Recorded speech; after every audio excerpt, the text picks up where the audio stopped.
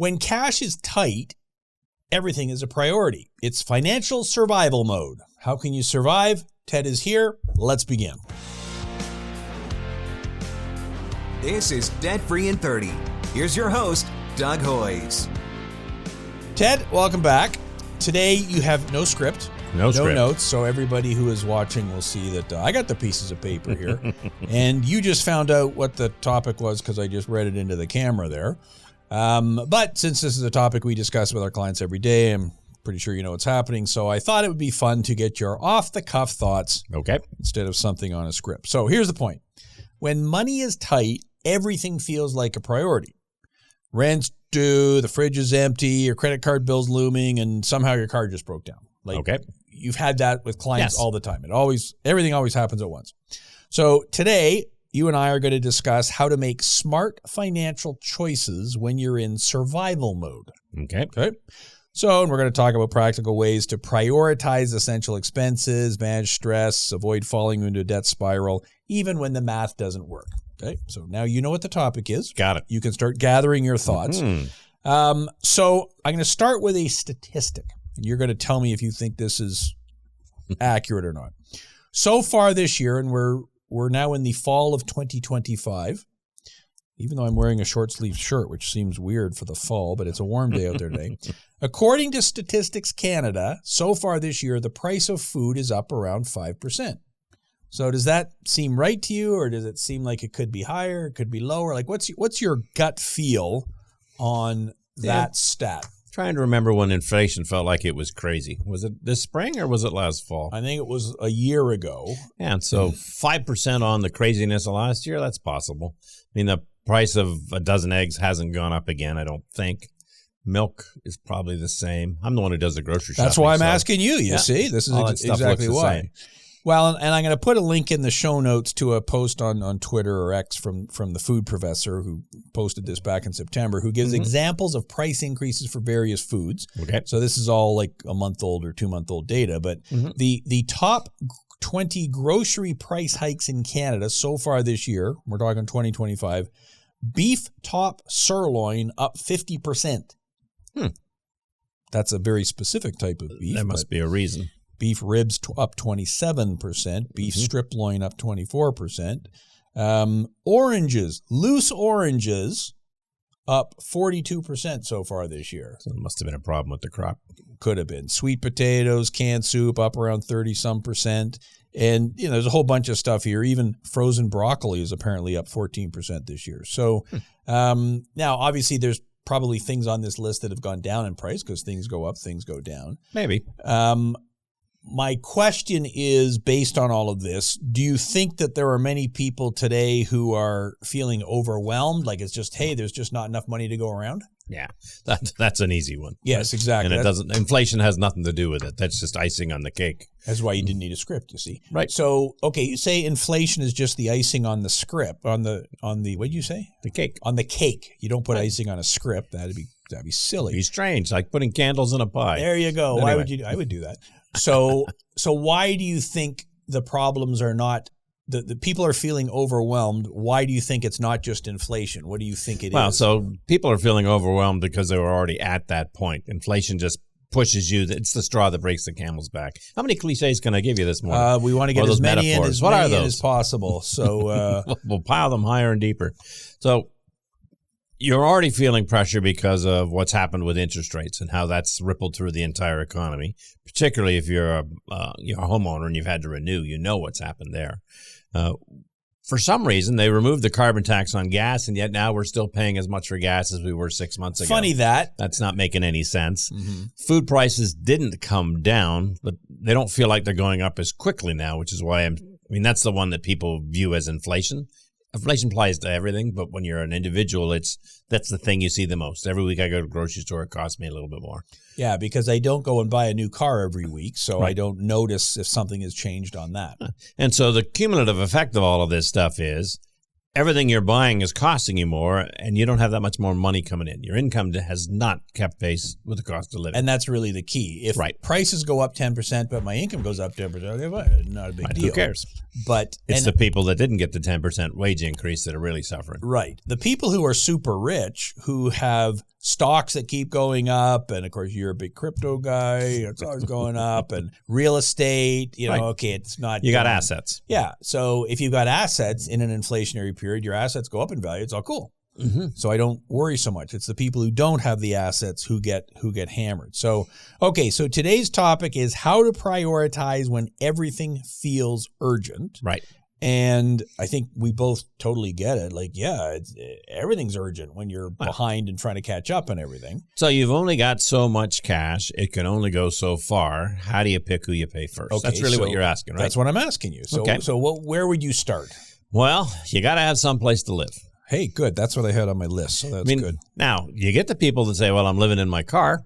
So that's a valid strategy for them. They sure as hell don't want to be there, but that's the choice they made. Obviously, they didn't, either were unable or unwilling to pay whatever their living costs were. But for the rest of us, rent is normally a priority. You got to have a roof over your head. And then food, which we've already talked about. Right. That's your next priority.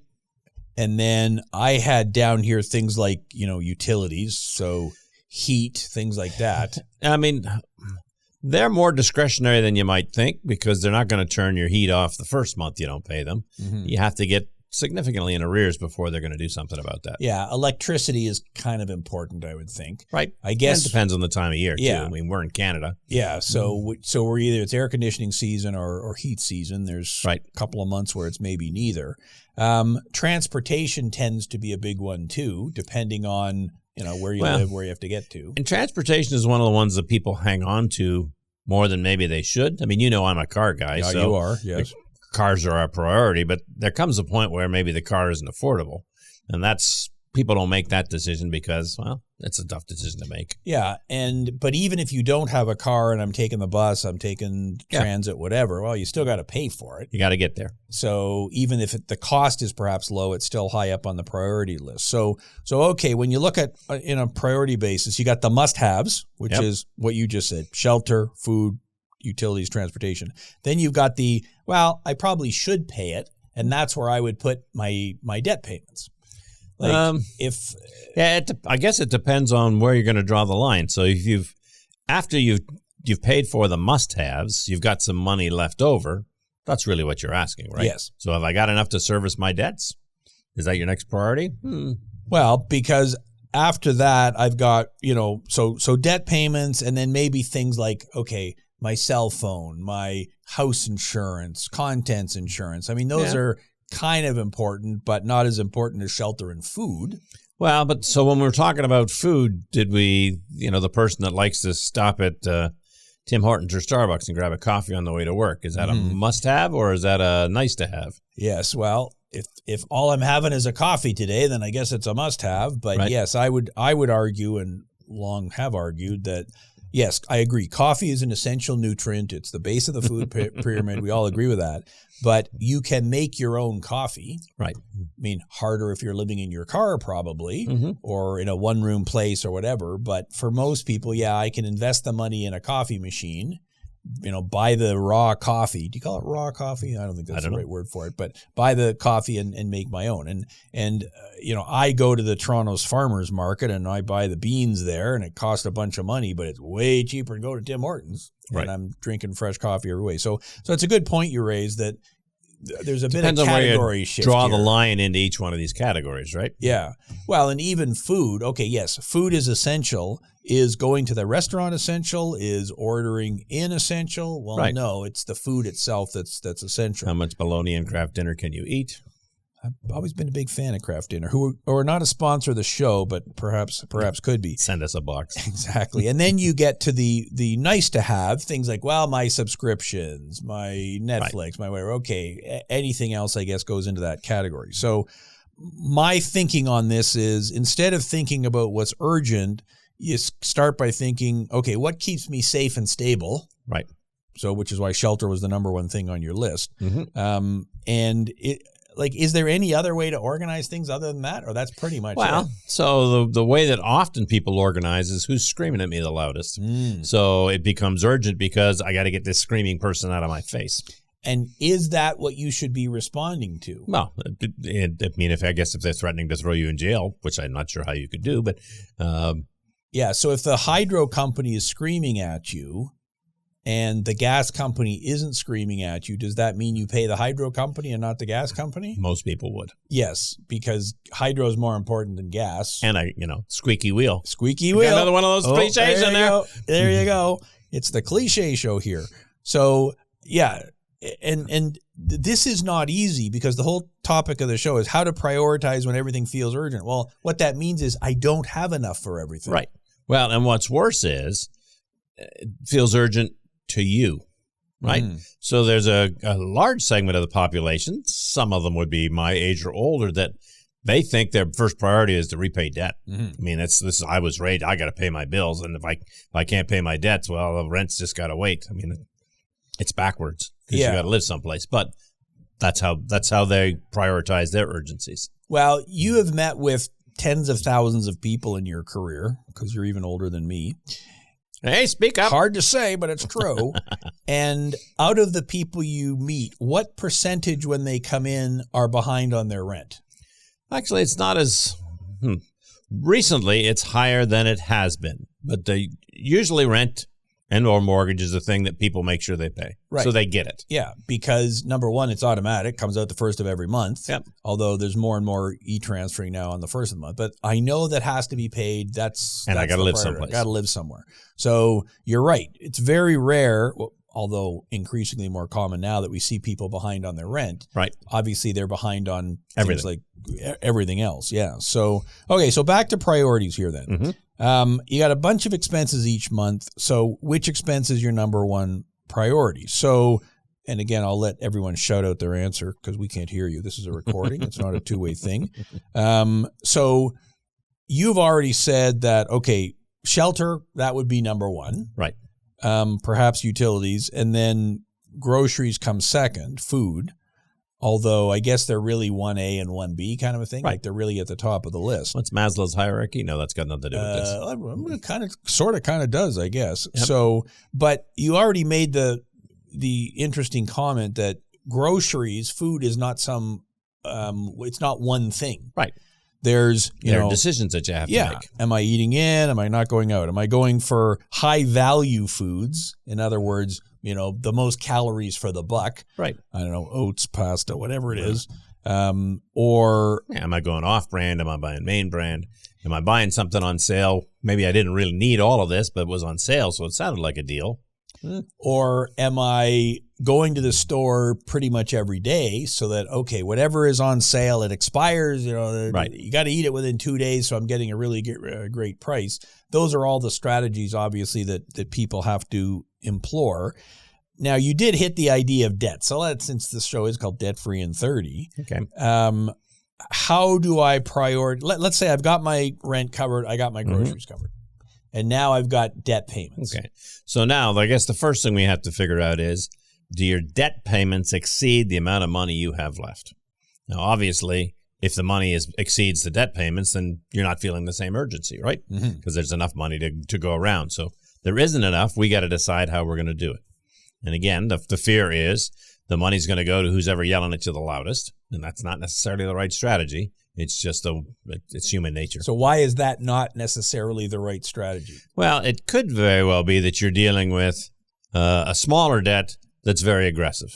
What kind of debt would that be? That would be your favorite, the payday loan lender. Right. And so they're going to be on the phone hounding you immediately upon your missing the payment. And the recourse that they have against you is not the same as, say, one of your larger debts. Yeah, if you're a day behind on your payday loan, they're on the phone with you. Right. If you're a month behind on your mortgage, which is perhaps $1 million compared to the $500 you owe the payday loan company, you're not getting a phone call the first month. Right. Well, and I'll give you the extreme example is the government. So you haven't filed or paid your taxes. Well, they're not on you that first month. They're not on you that first year. It might take them a couple of years to catch up with you.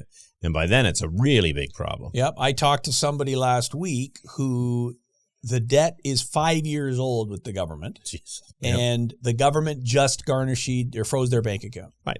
Took 5 years to do it. They're blaming some of that on the pandemic, I'm sure. Yes, but you're right. There's no way a payday lender is waiting 5 years to do something.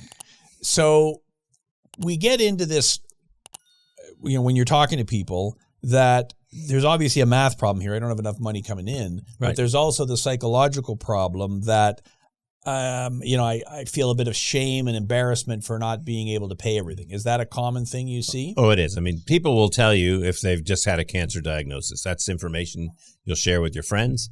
You won't tell your friends that you can't make your credit card payments this month. Because that's just the way It's just not going to be. It's Yep. how we're wired. So should people feel shame and embarrassment because they're not able to pay everything each month? Yeah. So you need to recognize that you've now got a problem that you're no longer equipped to deal with. And I mean, it's going to sound like a commercial, but if you've got more debt than you can deal with, then you need to talk to somebody about different strategies to get that done. And we will talk about that. It's the cause. There's many different causes for these issues. Right. One of the cause might be you were really stupid. You went to Vegas and blew $100,000, and that's why you don't have any money. But you have some memories. But you had a good. unless that, you're that was a intoxicated the good whole 30 time. minutes at the tables, right? That's right. But for the vast majority of people we meet to, that wasn't it. Right. It was, I lost my job. Yeah. Something went wrong, and I lost my job. My relationship fell apart. Somebody in the family got sick, and I had to become a caregiver that I wasn't planning on doing. I blew up the transmission and then the engine of my damn car. All these expenses that you didn't plan for. Something has gone wrong that's thrown off your already delicate balance. So now you're out of balance. Yeah, and it's easy for us to sit here and say, well, I guess you should have had an emergency fund. Yeah, but you used that on the last emergency, and there just wasn't time to recover. And if I make $3,000 a month and my expenses are $3,000 a month, How do you get an emergency fund? where's this emergency fund coming from? Right. So, yes, I agree. It's always better to have a bit of cash in reserve.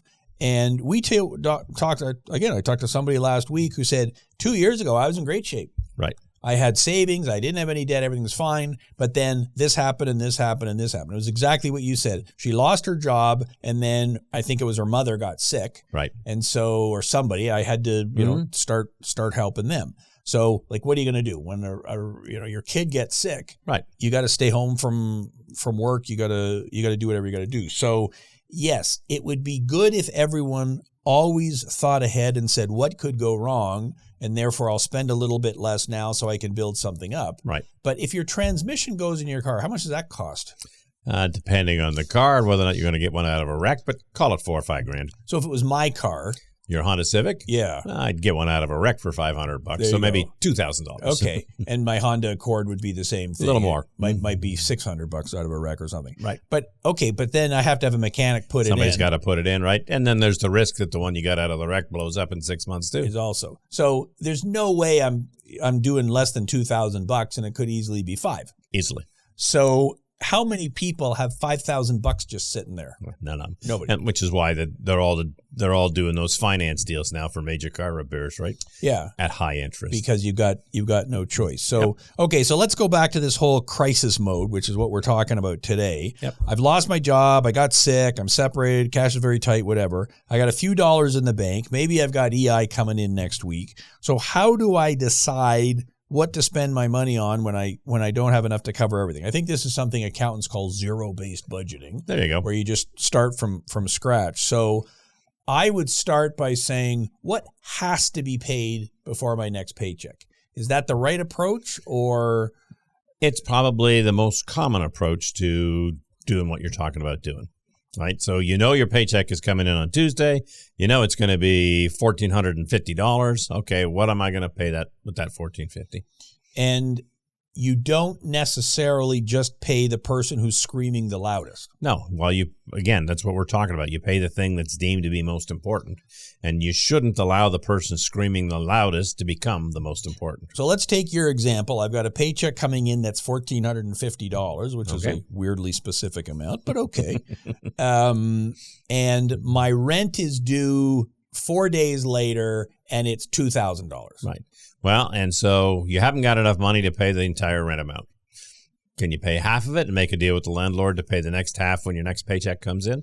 And you've got to address the rent and the fact that you don't have sufficient funds to pay the whole thing. Well, so let's take your example then. So my rent is, let's say, $2,000. I got $1,450 coming in. So I could say to the landlord, here's $1,450, but I can't do that. Because then you got no money for groceries or anything else, right? So maybe it's like, okay, well, if I give the landlord $1,000, that gives me $450. I can kind of survive till my next paycheck 2 weeks later. Yep. And then I'm saying to the landlord, I'll give you the other $1,000 then. Now, if you switch to this model, it may be now every paycheck you're giving the landlord half your rent. Mm-hmm. I mean, that may be the only way you can make this work short term.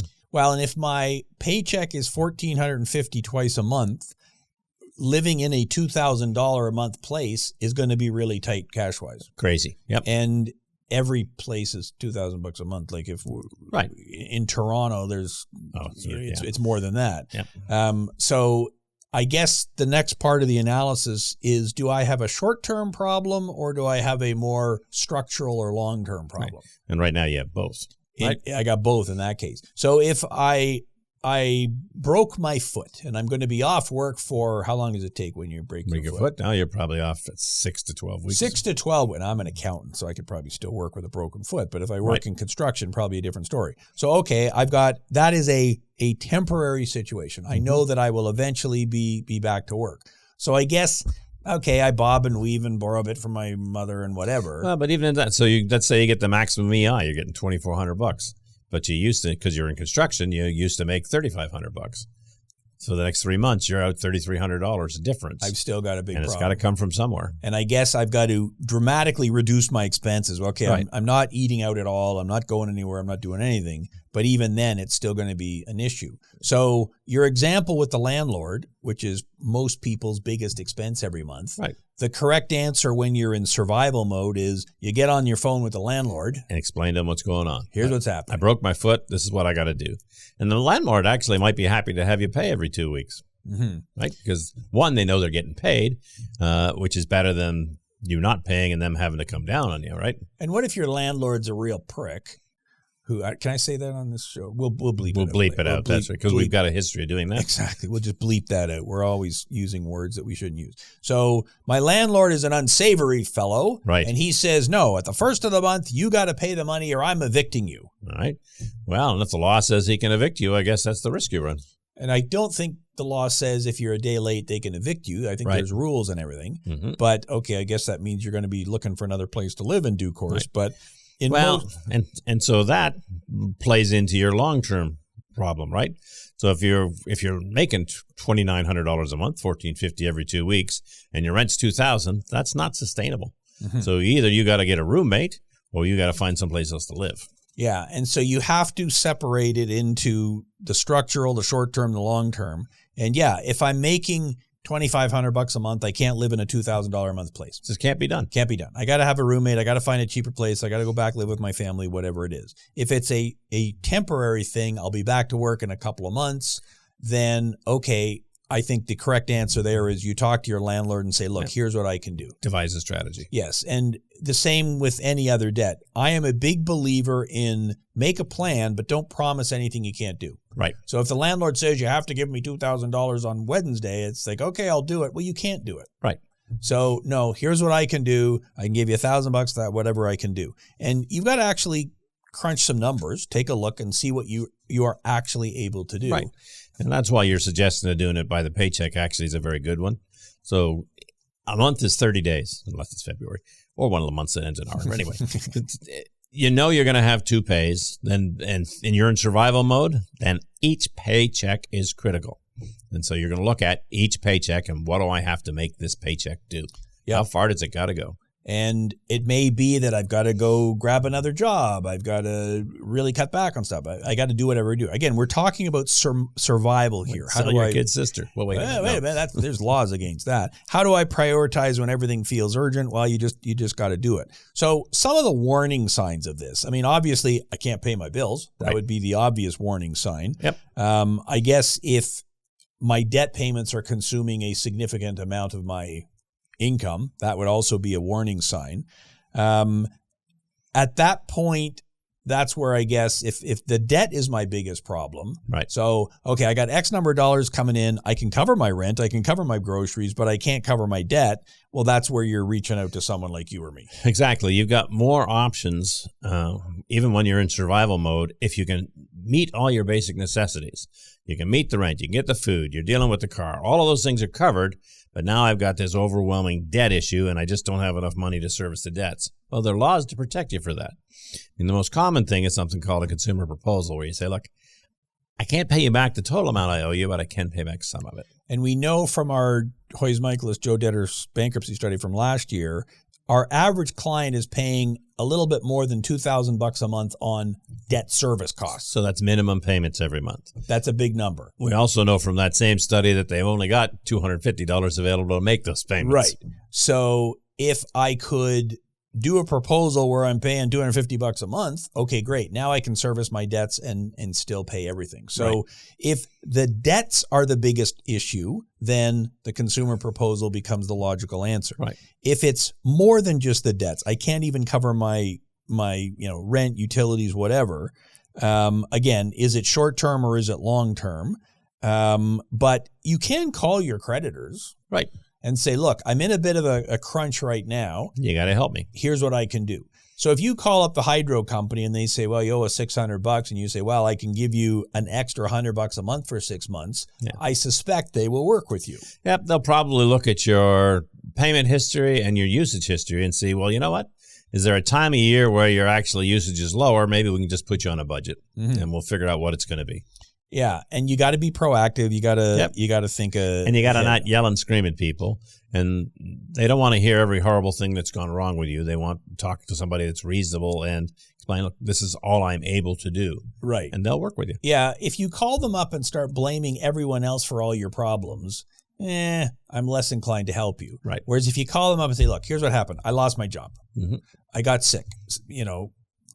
10-second explanation. Right. And here's what I would propose to do. I would like to pay you this much over this period of time. Right. Okay, they're going to ask for more, obviously, but at least you've got some kind of starting point. And the difference of talking to somebody is you get them on your side. So, I mean, the path of least resistance is, well, I get a hydro bill for $300 and I send them $100. And so next month I get a hydro bill for $500. The $200 you still owe them from last month, the $300 more, and you give them $100. Well, now you're on somebody's list. There's a problem. As opposed to you proactively said, this is what I'm going to be able to do. There's a note in their file. Oh, okay, well, this is Ted. This is why we're doing this. Yeah. And he switched to payments every 2 weeks now, so we know he will gradually get caught up. We're willing to work with him.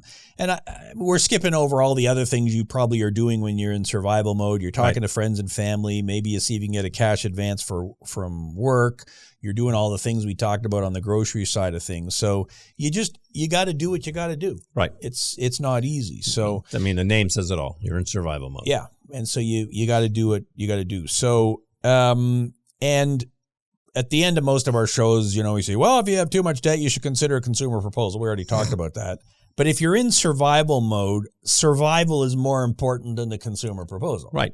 And frankly, folks, somebody comes to us and the basic problem is there isn't even enough to pay the rent, the food, the transportation, all of those stuff. Before we let you get into that proposal, we're going to look at, is there a strategy we can help you with to deal with the basics? Because if you can't deal with the basics, we're just setting you up to fail. Right. So you go to the doctor and you've got 4, cuts on your arm. You put a Band-Aid on one of them, it doesn't work. You got to deal with the underlying problem, which is likely that there isn't enough cash coming in. Right. And then once that's dealt with, that's when you worry about the debts. So today it's all about survival mode. So obviously you can't build any kind of future if you don't make it through the present. Right. That's kind of the starting point. So I think my closing advice is focus on what matters the most. Don't worry about perfection. Yes, I know you want to pay every debt off next week. It's just not possible. So you gotta focus on the and the temptation when things get overwhelming is to just shut down. So you either you stop paying attention to any of it at all, or you just say, look, I can't deal with it because I can't deal with it. I don't have enough to deal with it. Well, that answer isn't going to solve the problem. Right? Your debt problems don't go away. And before we started recording, you and I were talking about some clients we're working with who their tax debt goes back 5 years. Right. Okay, well, CRA will wait a few months before doing anything. They're not that efficient. Right. But 5 years, you're going to wake up one day and find that your bank account's been frozen. Yep. So yeah, you're right. Debt problems don't go away. You better jump on them quicker. Shutting down is generally not the correct option. So over the next few weeks and months, we're going to tackle some of these issues about, building back better, but stability becomes the first point. Right. So that's what we will get to. So there you go. Survival mode. There is no easy answer. We don't have any magic solutions here. Right. But break it down, prioritize, and come up with a plan. Don't just try to wing it. And make the problem small enough that you can actually deal with it. So if it's a huge, overwhelming problem, okay, what piece of this can I deal with? One step at a time. And if you can do that, hopefully you can live to fight another day. So there you go. That is our show for today. Don't forget notifications, subscribe, link button, put a comment, the whole bit. We're on YouTube. If you're watching us, that's where you're watching us. Most people are on the audio versions on Apple and Spotify and everywhere else. So please like and subscribe. There will be another show next week. Until next week, for Ted Michaelis, I'm Doug Hoyes. That was Debt Free in 30.